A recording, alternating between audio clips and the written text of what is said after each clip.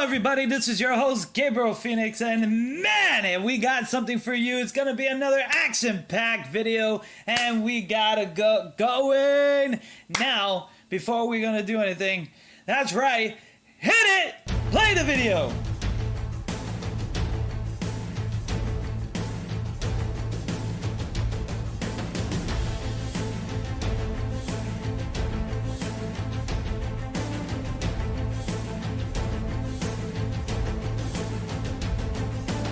Free to enter the wonderful world now. Alright everybody, today we're gonna go and rise up Warlords. Check out the banner, it's still there. Oh, so nice, so crisp, so clean. Mwah!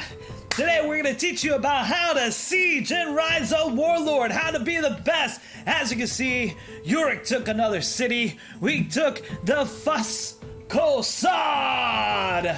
That's right. And King Gilgamesh blessed me with such a beautiful weapon, such a pristine blade, as a symbol of his general. That's right, I have the jackal dagger, symbolize the head of the dog, that will symbolize me as the general for King Gilgamesh, because we are gonna conquer and we're gonna be the top best alliance in the game. They're not called guilds, but they're called alliance. And that's right, we're gonna keep conquering cities. We just conquered level 3. We're getting prepared for another level 3 city. Let's check that out right here.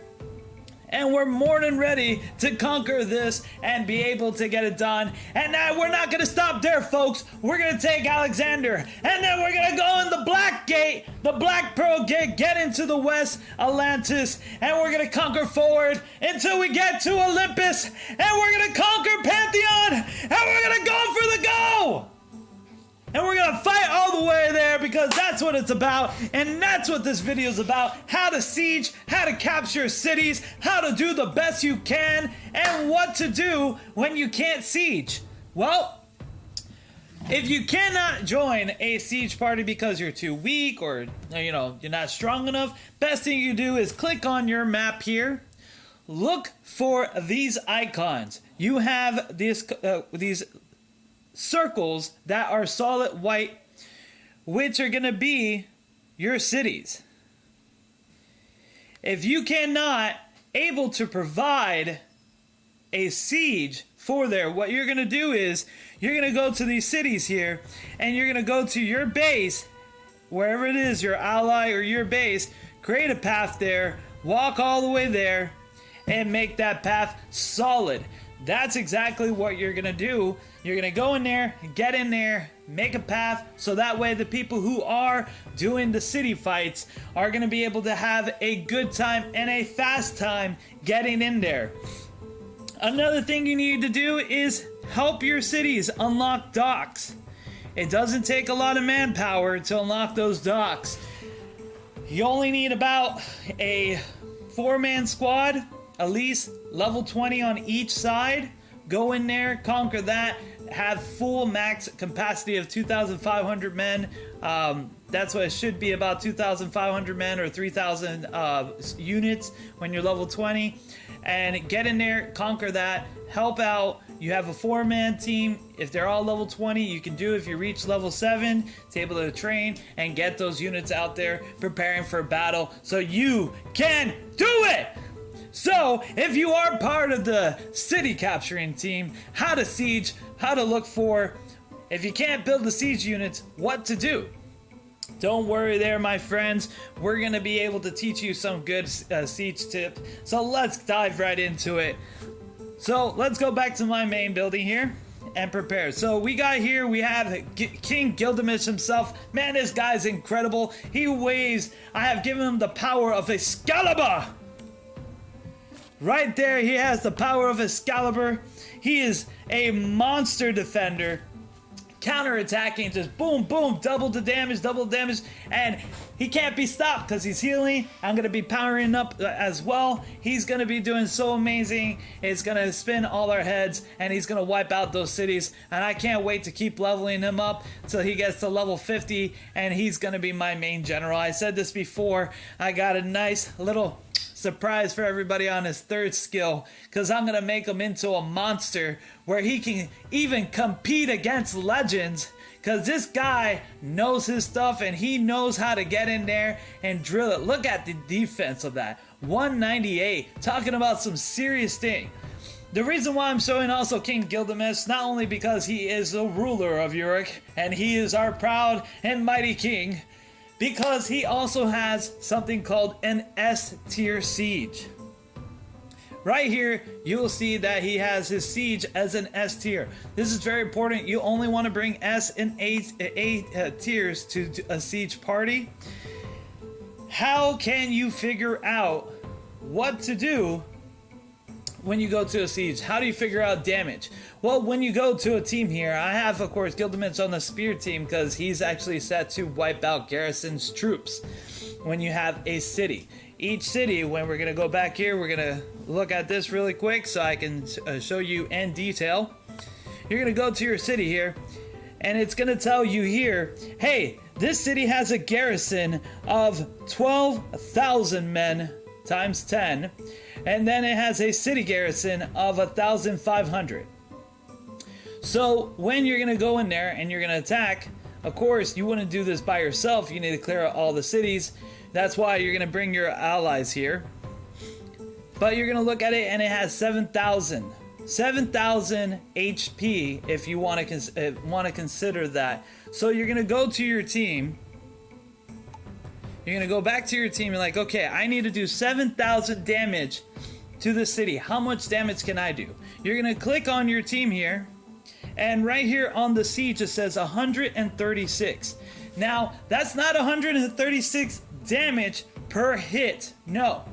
That's 136 damage every 3 minutes, because it takes 3 minutes. Once the garrison is cleared out, a timer will appear on the city when you're sieging, and every 3 minutes. Now, a city recovers every hour. So what you want to calculate is how much siege damage I'm going to be bringing in. If I bring in this guy and we're going over there, it takes 3 minutes for everything. Maximal that he's going to probably be doing is close to 1,000 damage within the hour or more. So every 30 minutes per se, he's going to be doing about 1,360. 1,360. So that means in the full hour he should do 2,720. So that's not good enough because we need to do 7,000. Now we have our allies, they can back us up. So what we're gonna do here, we're gonna go back to our main building here, and we're gonna build what is called a siege team. Now it's important to know your siege team, because as you can see here, these are 240, but they are very slow. So how do you get from one side of the map to this side without wasting 2 hours of your time? You're gonna build what is called a camp, because the speed, the marching speed is 50, it's not 100. So they don't move like all the other units, they're gonna move slower. So they're gonna go in 50. So what you're gonna do is, you're gonna go back and then you're gonna build what is called a camp. A camp is gonna allow to cut your marching speed in half, so allows your siege team to get there. Do not mobilize anything besides your siege team. That's what the camps are for. Every other troop, plan ahead, march them. Don't wait the last minute and then you're marching an hour. When there's 10 minutes, everyone's gonna start attacking your building. Do not do that. Always prepare. Once a team is full up, you're not gonna use them or anything of that such, move along, get them over there. Because that right there, my friend, is gonna be the major point. Let's see here, let's check up on my team 1, which is really my second team. All right. Now, as you can see here, when you click on him, he's gonna deal 144. Again, it doesn't matter how many troops you have in your commander. Now this is the part where a siege gets a little bit confusing. No matter how many units, if I have a full team, it's not going to deal any more than 144 damage every 3 minutes. Think of this as the majority of the team will do this damage every 3 minutes, but the units have to be there to keep that timer so the damage keeps up, because you have it per S class there. So you want to make sure your teams are full, because it's like a ticking time clock. Every 3 minutes pass, the more units you're losing, up to the point where there's nothing left, and then they have to retreat and you won't be able to do any more damage. So that's what we want to do. We want to be able to secure that and have no problem whatsoever. We'll send them that way to capture that, and then I'm going to be sending them back to reload for the nice, delicious, scrumptious siege that we're going to be doing. Well, actually, we're going to be doing it in 2 hours. I won't do a video on that. I'm actually going to be doing a separate video and more gameplay on capturing buildings and just having a good old time. Right now, we're just teaching you how to siege and how to ability. So let's go back into our teams here. So we got our siege team. It's 240. That may not be enough. So if you put on her here, it's going to be 310. It increases because her siege is C, and it's going to go up regardless if she has units or not. Repeating myself, regardless if she has units or not, it's going to do that siege damage as long as your chief has units. So for those people who are like, well, I can't make enough troops or anything like that, do not worry. Just put them on there just to get the boost up of the siege damage, but make sure your chief is full bar. Do never use a siege team to attack the city when the garrison's full. Wait till their garrison is empty and the siege damage is beginning. Send your troops there and come and knock them out. You know, you're going to have to hit them, and you're going to have to hit them hard. Right, little buddy? Exactly. So, let's say if I want to do more damage, I'm going to click here. And I'm like, man, I need something stronger. He's B, right? So, well, actually, yeah, he's B. But let's go with somebody else. Okay. She's B, and look, it's going to be 335. Remember, the better they are, the more damage you're going to deal. So if you have an S class, you have 3 S's. Doesn't matter if they're epic. Doesn't matter if they're common or uncommon or anything, which there's no S class. There's no S tier on a uncommon hero that I have seen. I mean, but epics are very important. So don't discard epics and only look at legendaries. You're going to be hurting yourself and you're not going to be having a good time. There is some epics out there. There's a good handful of epics that do actually better than most legendaries if you train them right and if you actually able to do them correctly. But that's what we're going to be doing here. We want to make sure that's an A tier. So let's say here he has at least an A. So that's where the uncommon heroes, the blue heroes, the B class heroes come in handy because they do have A. So when you deploy, look at that damage, 340, talking about mwah! And it doesn't matter what level they are either. Along they're on the team, your siege will do that much damage because it promotes the damage of that. And that's the beautiful part. That's the confusing part that most people are focusing, and they can't figure that part out, is because of that main reason. Now, I do use training camps to train my members to level 20 because the more power a level has, the better they will survive in a battle, and the less that my chief will actually lose units, so he can stay in there to keep sieging from the minimal soldiers that do come out. Because when they say garrison, they're talking about level 2, level 3, and yes, they can dwindle you down, and it is quite difficult, but the troop garrison is the main city garrison, that's the one that you want to take down. Those are usually going to be level 30s or level 25, full max skill points. You got to be really careful when you fight them. With the training, you'll be able to level up very quickly. I did a training video, did a tip video before on training. Go watch that. It's on the previous with another video we did, so that way you guys can know what training camp is about and what to do. I have Guinevere as my trainer, and I probably bet all the heroes love that. So, another thing you want to do when you're sieging, focus on your resources. So, like I've said in another video, I like to max out my trade posts because it's very important to get those materials fast. And you should be having at this level, if you're level, main city level 7, you should have your quarry, ironworks, and sawmill at level 20. If you do not, please go back to the videos on the advanced tips and so forth, so that way you guys can see why that's important.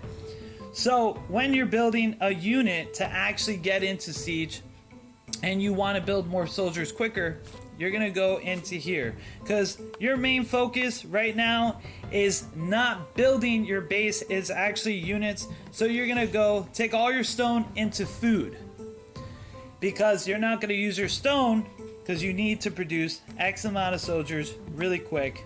So we're gonna go in there, conscribe, boop, max that out.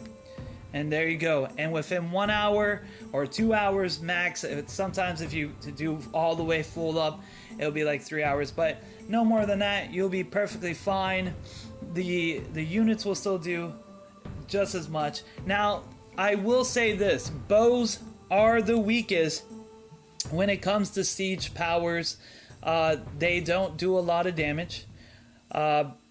They will do at most 100 and something, like 120 or 130 damage. So it's best not to bring them.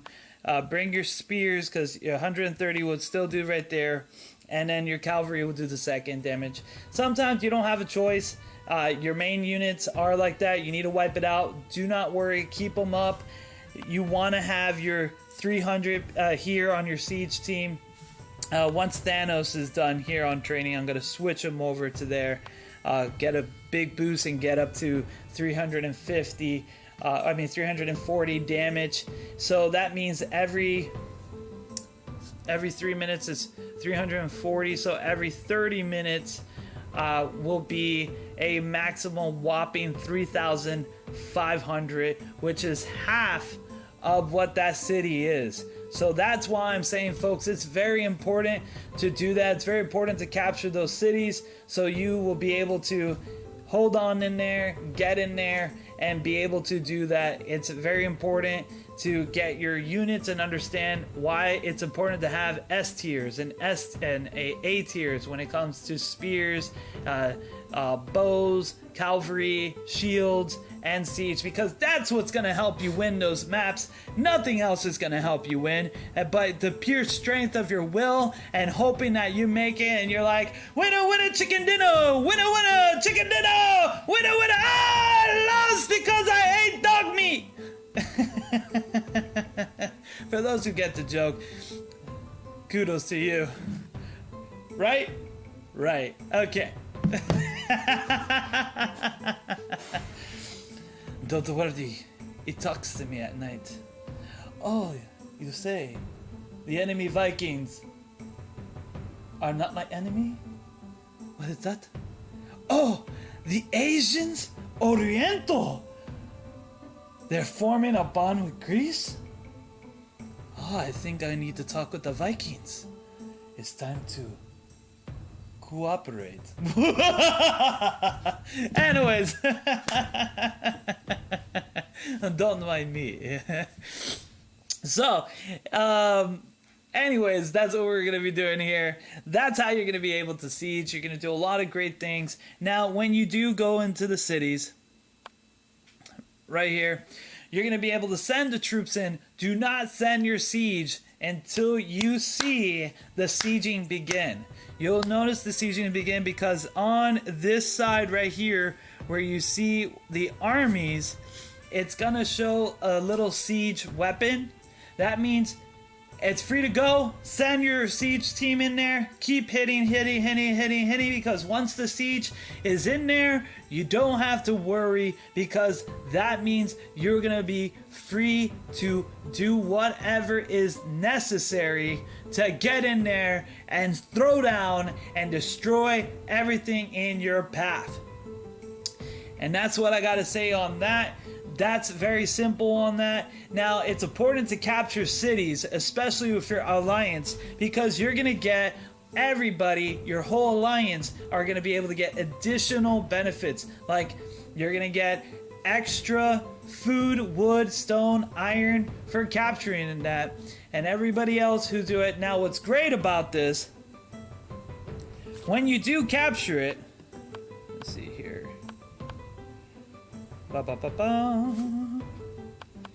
Okay, when you do capture and you're the first people to occupy the city, they're going to give you a lot of silver. It's about 20k.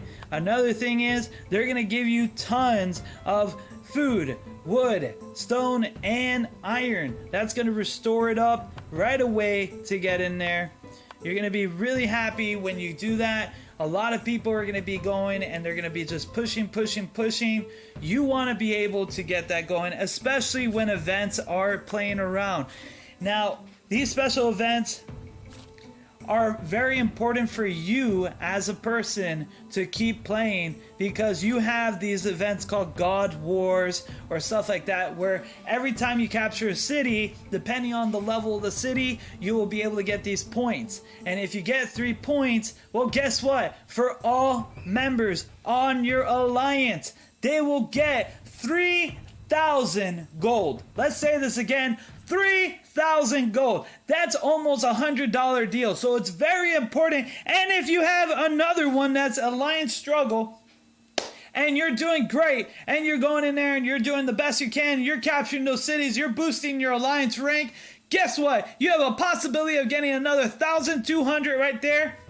That's 4,000 gold.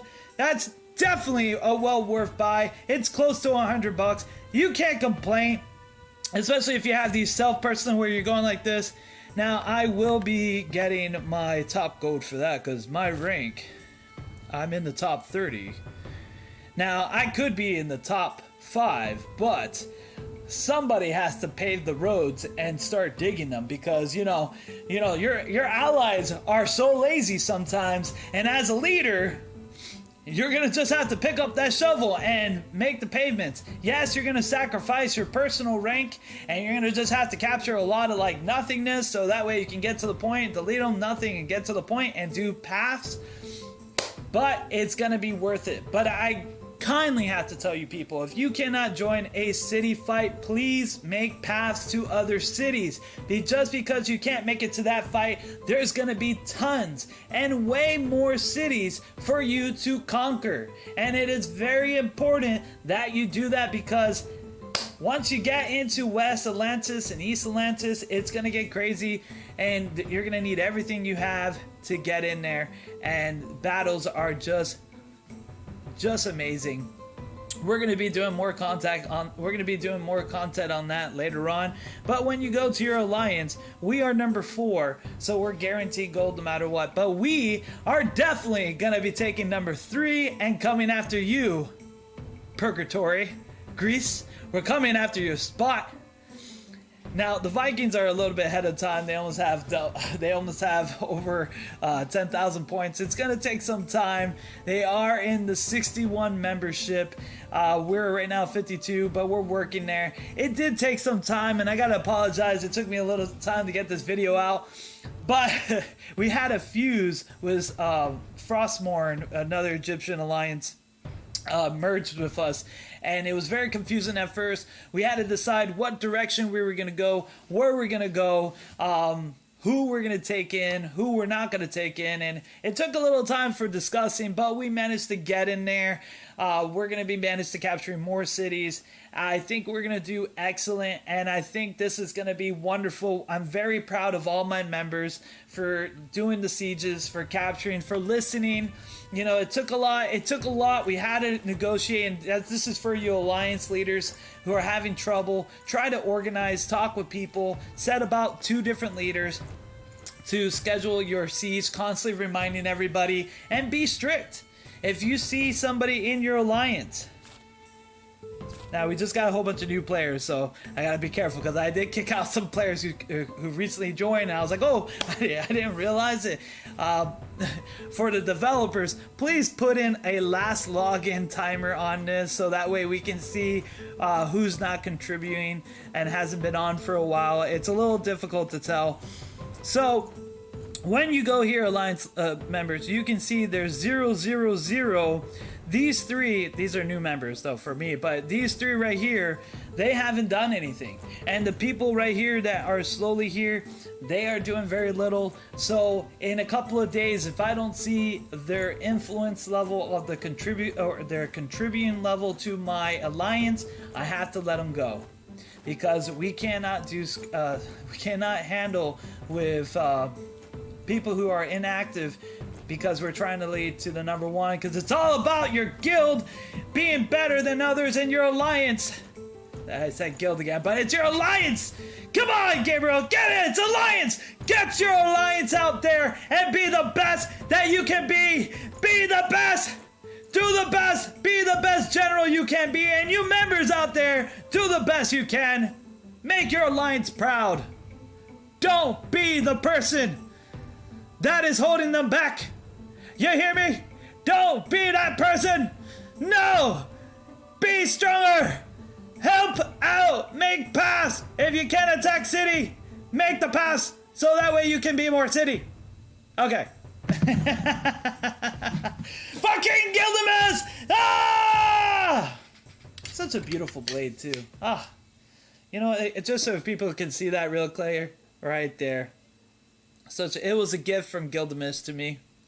He loved me as a general. Said I deserve it. You know, every general is a dog for his emperor. And I'm proud to be the top dog. Alright everybody, thank you for watching. That's all we have today. I hope everybody had a wonderful time. And I hope this video is very helpful for you. Thank you so much. Goodbye. And for the Alliance of York and King Gilgamesh, for the king, we shall fight and conquer. For the king, we will conquer and move forward. You all have a great one. This is Gabriel Phoenix signing off. Goodbye.